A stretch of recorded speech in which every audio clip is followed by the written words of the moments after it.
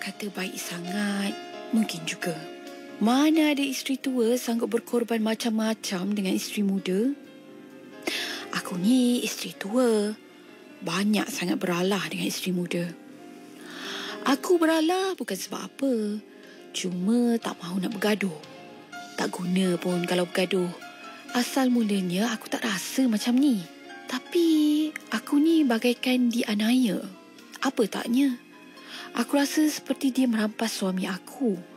Tapi bila aku fikir masak-masak, apa salahnya kan aku terima dia sebagai madu aku? Berkongsi kasih, apa salahnya? Madu aku tu bekerja, suami aku pun bekerja. Cuma yang tak bekerja aku ni. Aku ni cuma menjual nasi lemak di tepi jalan bagi menyara anak-anak aku yang masih bersekolah dan menetap di asrama. Aku tak pernah mengharap wang belanja daripada suami aku kerana aku tahu dia sendiri banyak hutang untuk dijelaskan. Biarlah, aku bersusah payah tak apa. Kalau aku minta wang belanja pun, suami aku dah tentu akan memberi 1000 alasan. Pendapatan aku tak banyak. Lepaslah untuk perbelanjaan diri aku dan perbelanjaan anak-anak aku. Kadang-kadang madu aku beri aku 200-300 sebagai upah kerana menghantar anaknya ke sekolah. Dia tak sempat hantar anaknya kerana dia terpaksa bertolak awal ke tempat kerja. Begitu jugalah dengan suamiku. Dia keluar lebih awal daripada maduku kerana tempat kerjanya lebih jauh berbanding tempat kerja maduku. Suamiku bekerja sebagai pensyarah di salah sebuah institut perguruan, manakala maduku pula adalah seorang guru. Hasil perkongsian hidup mereka, itulah mereka dikurniakan seorang cahaya mata lelaki. Bersekolah di tahun 2 budak tu. Dialah yang aku hantar setiap pagi ke sekolah. Itu pun pada awalnya maduku minta aku tolong dia. Janjinya dalam sebulan 2 saja. Tapi sekarang dah 2 tahun, aku masih menghantar anaknya lagi. Sepanjang aku menghantar anaknya tu, maduku seolah-olah tidak nampak sebarang masalah. Itulah sebabnya dia minta aku terus menghantar anaknya, walaupun dalam hati aku terasa berat. Aku rasa berat kerana aku ada masalah, tapi dia tak nampak. Inilah masalahku. Aku kena keluar awal setiap pagi. Kadang-kadang aku terpaksa tunggu lama di rumah mereka sementara anak dia habis bersiap. Budak tu pun satu macam manja lebih-lebih sangat. Aku tahulah dia tu anak tunggal. Nak peluk mak dia lah, nak cium mak dia lah, nak sayang abah dia lah, nak apa lagi entahlah. Semuanya nak buat pada masa yang sama. Lepas tu sarung kasut terkemut-kemut. Malaslah nak cerita. Aku yang dalam kereta ketika itu, hati terus membara je apabila melihat mereka anak beranak tu macam dalam episod drama yang tak sudah. Madu aku pun satu hal. Dia macam nak tayang-tayang. Dia peluk suami kami tu macam tak mau lepas. Dia ingat hati aku ni ada rasa cemburu ke? Taklah. Dia tersilap. Rasa meluat adalah. Bukan apa. Kerana aku ni bukan masa nak berpeluk lama-lama macam tu. Nak lama-lama balik nanti. Peluklah lama-lama. Tak nak lepas pun tak apa. Tak ada siapa yang nak larang dan nak halang.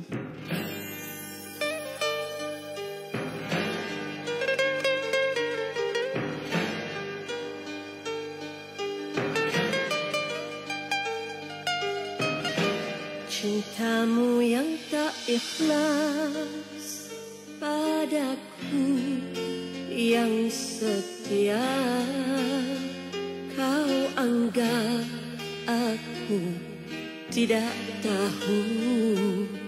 Kau curang di belakangku.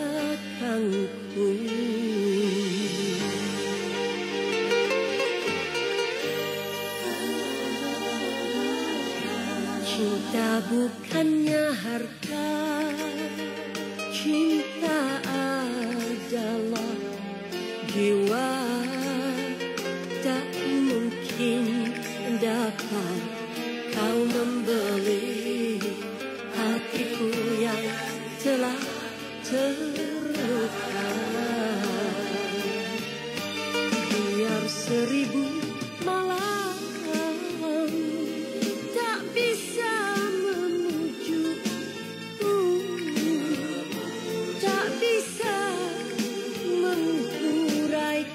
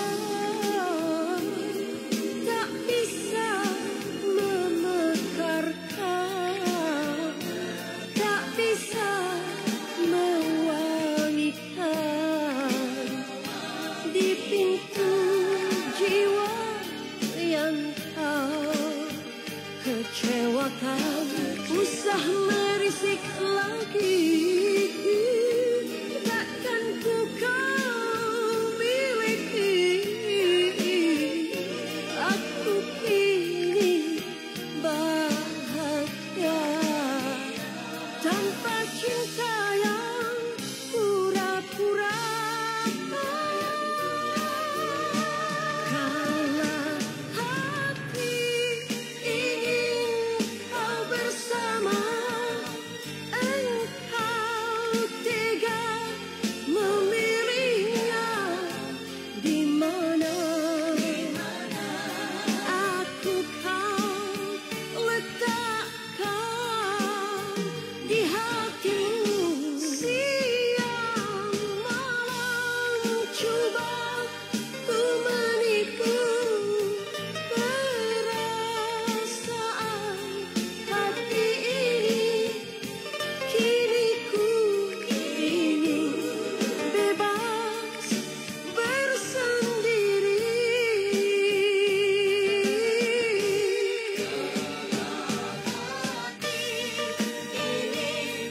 Ingin bersamamu.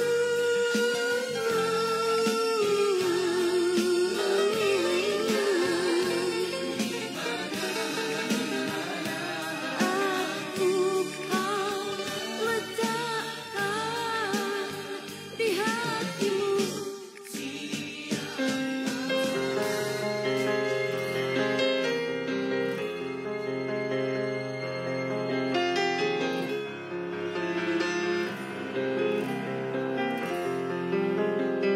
Dalam perjalanan tu, aku memang memecut. Aku bukannya pelumba haram di jalan raya, tetapi fikiran aku teringatkan nasi lemakku yang masih di atas meja dalam rumahku. Kalaulah aku bergerak perlahan, bila nasi lemak aku tu boleh dijual? Dalam aku laju-laju begitu pun, pukul 7.30 barulah boleh aku menjualnya di gerai tepi jalan tu. Semasa ni, jangan cakaplah pegang itu tak kena, pegang ini tak kena. Dah mula sibuk dengan pelanggan-pelanggan yang datang membeli dan berbagai-bagai kerenah tu. Selepas tu dalam pukul 11.30 pula aku habis menjual. Aku ke pasar pula untuk membeli ikan dan sayur serta keperluan-keperluan lain. Dalam pukul 12 selalunya aku akan mula memasak. Sekejap je aku masak kerana masakan aku tu tak banyak. Kadang-kadang aku masak lebih, kadang-kadang sikit. Apabila 2 orang anak aku tu pulang dari asrama kerana bercuti. Suami aku pula jarang sangat dia balik makan di rumah. Dia lebihkan isteri mudanya tu. Aku tak kisah. Janji dia bahagia dengan madu aku tu. Seronok juga kalau dia tak mengharapkan apa-apa daripada aku kerana aku lebih selesa dan tak perlu tergesa-gesa dalam banyak perkara. Selepas makan dan lepas zuhur, aku tergesa-gesa sekali lagi untuk mengambil anak maduku di sekolahnya. Budak tu pun satu hal, kadang-kadang bukan dia tunggu di tempat biasa, tapi merayau ke tempat lain. Jenuh aku mencari dia sehingga bertanya kepada pengawal keselamatan yang berkawal di situ. Apabila dah jumpa, rasa jari aku ni nak cubit-cubit aja dia, nak pulas-pulas telinga dia. Tapi apa yang degil sangat tu pun aku tak tahulah. Dah banyak kali aku berpesan dekat dia, tunggu tempat biasa, tunggu tempat biasa. Tapi macam masuk telinga kiri, keluar telinga kanan. Aduhai, itulah rutin aku setiap hari, naik letih. Cuma pada hari Sabtu dan Ahad, kedua-dua hari itu, anak maduku bercuti hujung minggu. Aku juga tak menjual nasi lemak. Inilah hari-hari untuk aku berehat bagi melepaskan penat. Kadang-kadang tu saja aku pergi melawat anak aku di asrama. Waktu inilah aku bawa mereka untuk makan dan membeli belah di pasar raya. Agak-agak hampir asar, barulah aku membawa mereka balik semula ke asrama. Mereka memang seronok, tapi aku tak berpeluang untuk melawat mereka selalu. Mereka pun faham dengan keadaan aku dan mereka juga mengerti dengan keadaan ayah mereka tu. Ayah mereka tak pernah melawat pun, kononnya dia sibuk dan tak ada masa. Aku selalu memujuk anak-anak supaya mereka tidak terasa hati dan terasa disisihkan seperti bukan anak sendiri, sebagaimana yang dilakukan oleh suamiku itu terhadap mereka. Lain pula sikap anak-anak aku terhadap anak maduku itu. Mereka sayangkan dia. Boleh dikatakan setiap kali cuti, dia akan lebih banyak masa dengan kami berbanding dengan mak dia sendiri. Apa yang menariknya, dia suka masakan aku berbanding masakan ibunya sendiri. Masakan aku sedap katanya, masakan ibunya kurang sedap. Dan dia lebih suka makan di luar. Aku selalu nasihatkan anak-anakku supaya terimalah dia sebagai adik kandung mereka sendiri kerana mereka kan satu ayah.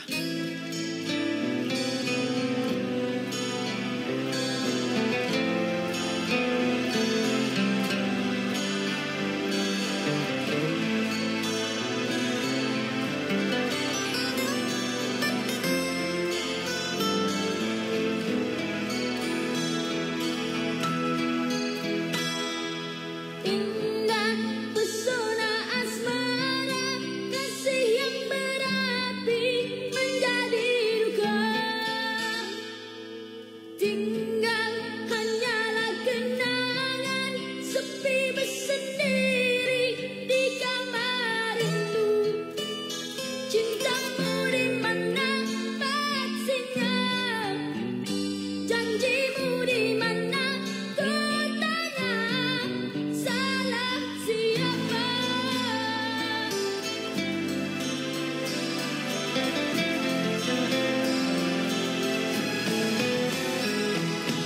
Bulan makin berkaca, retak pun meranti, pecah berai. Salam berwajahkan dusta, tidak lagi murni seperti dulu. Hasrat yang membara terpadam, kejujuran cinta bersulam, duri berbisa. Rela ku semadikan segala kenangan silam, tetap tarik hati, tak lagi cintamu. Semua luka berdarah, rebah di pangkuan mimpi. Apabila kasihmu hanya berbunga lara, meronta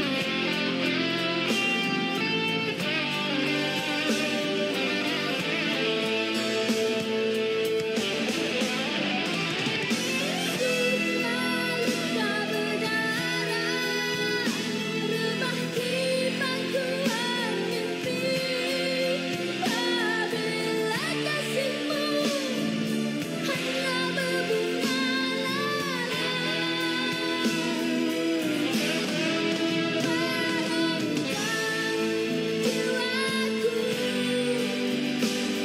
dalam keresahan, berjuta bayangmu mengapa menghalang langkahku. Cintamu di hatiku ini retak beribu.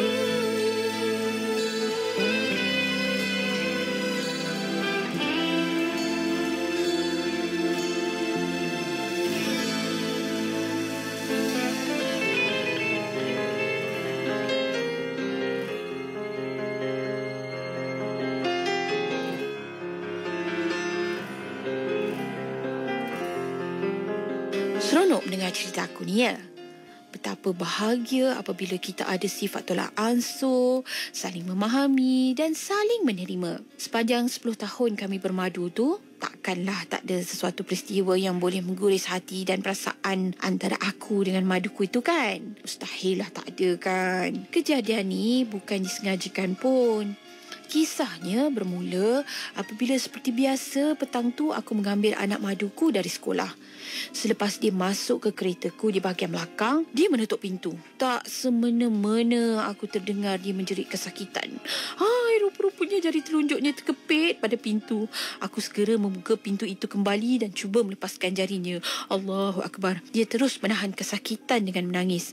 Aku dapati jarinya berdarah. Aku mulanya menjadi panik dan tidak tahu nak berbuat apa-apa. Ada seorang rakan aku yang menyaksikan kejadian itu meminta aku menghantarnya ke klinik. Aku pun tanpa tunggu lagi terus menghantarnya ke klinik. Setelah dibuat pemeriksaan oleh doktor tersebut, jarinya hanya luka dan tidak mengalami sebarang kecederaan pada tulangnya.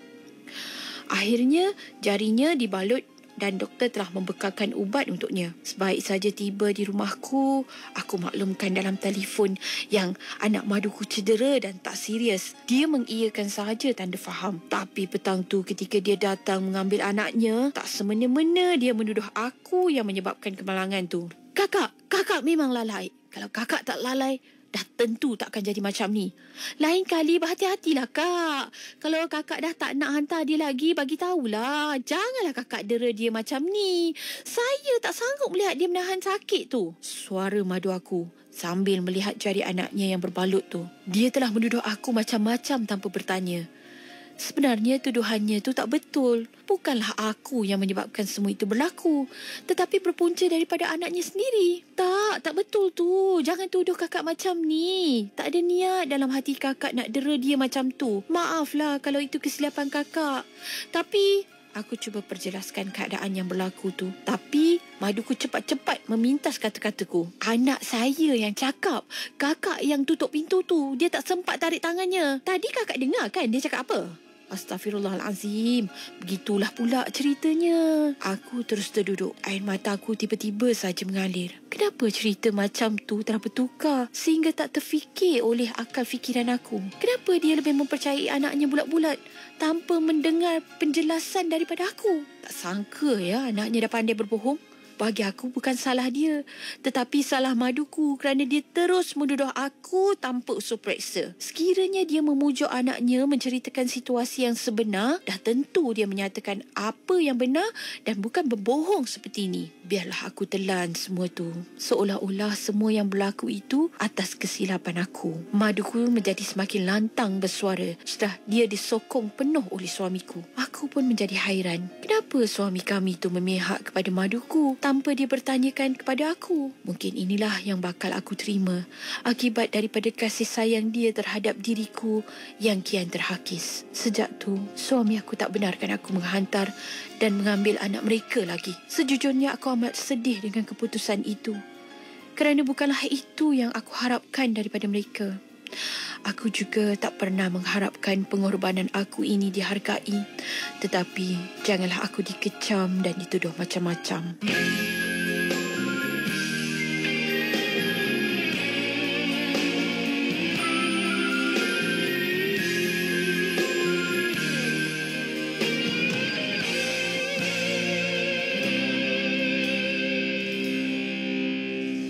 Bukan kesilapanku, besar lagi kesilapanmu.